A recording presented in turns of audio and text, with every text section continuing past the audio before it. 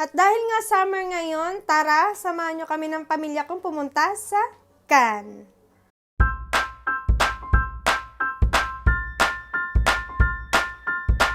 At sa sobrang tagal na nga nitong video na to sa aking album, muntik na talaga siya maging anniversary post. Kasi nga itong trip na to ay nung last year pa, nung August.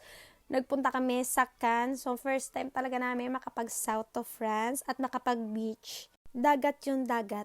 At 6 AM nga yung alis ng aming train na sasakyan. 5:30 nandito na kami. So guys, lagi kayong mag-aalat ng time.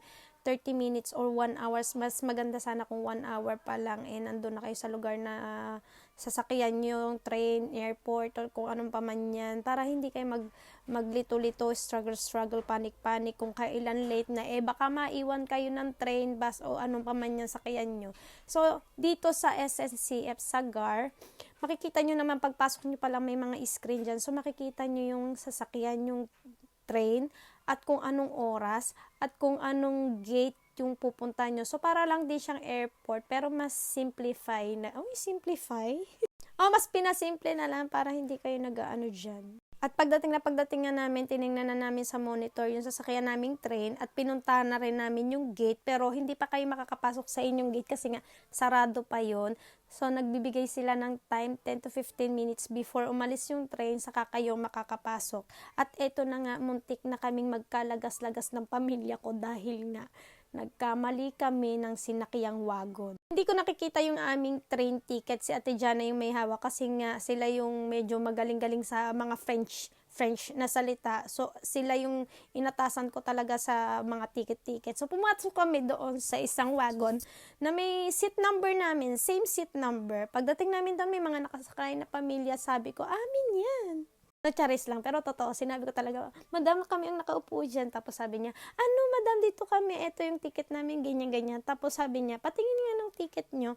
Ayun pala naman, sabi niya, sa susunod pagsasakay kayo ng SNCF, tingnan nyo yung wagon number nyo plus yung seat number nyo. Sabi ko, sorry ka. Sorry ka talaga. Sabi ko, sorry kasi first time namin talaga mag-travel.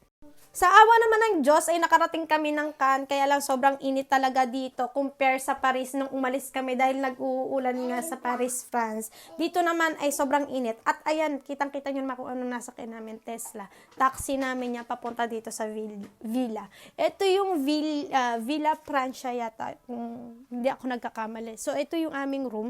So, pagpasok niya pa lang ng kwarto, ay ng pintuan, may room na sa left side. At ito yung sala nila, kitchen.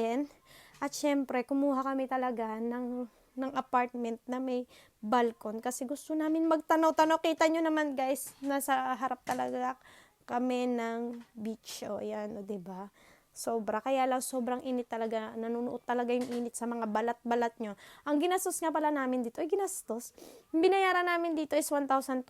Pero bago kami makarating dito sa apartment, may binayaran pa kami sa agency. Dumaan pa kami doon. Nagbayad pa kami ng another 500. So, almost 1,700 yung binayaran namin. Pero, yung 500 daw na yun ay deposit lang yun para in case lang na may masira kami sa room ay kukunin nila yung 500. Pero kung wala naman ay maibabalik yun sa amin. So sa pagkakataon na ngayon na sinabi niya medyo ni-nervous ako kasi yung mga kasama ko ay merong dumi ang kamay plus may dalawa pa akong makulit. Parang sabi ko magbababay yata ako sa 500. At ayan na, paglaruan pa ang salamin. So itong isang room na to hindi namin to nagamit kasi nga wala nga siyang aircon at sobrang init, hindi kami makakatulog. Sila Ate Jan at Kuya JM naman ang natulog doon sa isang room. Full deck naman kasi yun. At hanggang dito na nga lang tong video na to. Salamat sa panonood. Merci beaucoup et au revoir.